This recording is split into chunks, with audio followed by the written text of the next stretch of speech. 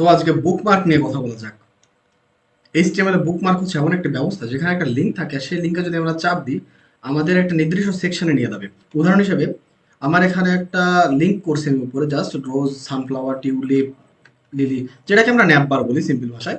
আর এখানে আমাদের কিছু ডিপ আছে, একটাতে আমরা রোজ, একটাতে সানফ্লাওয়ার, একটাতে টিউলিপ, একটাতে লিলি, একটাতে অর্কিড রাখছি। এখন আমাদের টার্গেট হচ্ছে যখন আমরা সানফ্লাওয়ার চাপ দেবো তখন আমাদের সানফ্লাওয়ার এরকম উপরে চলে আসবে, যখন টিউলিপে চাপ দেবো টিউলিপ আমাদের উপরে চলে আসবে। এই কাজটা আমাদের করা লাগবে, আর এই জিনিসটাকে বলে বুকমার্ক।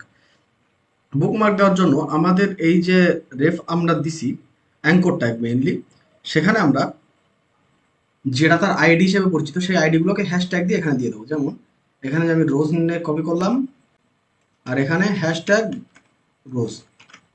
একইভাবে এখানে আমরা সানফ্লাওয়ার কপি করব, আর এটাকে হ্যাশট্যাগ দিয়ে সানফ্লাওয়ারের জায়গায়। একটু চেক করা যাক যেটা কাজ করে কিনা। আমরা সানফ্লাওয়ারকে প্রেস করি, আমাদের সানফ্লাওয়ারকে দেখাচ্ছে। এভাবে আমরা বাকিগুলো সব করে ফেলি। সবগুলো করার পর আমরা দেখতেছি আমাদের এগুলো কাজ করতেছে।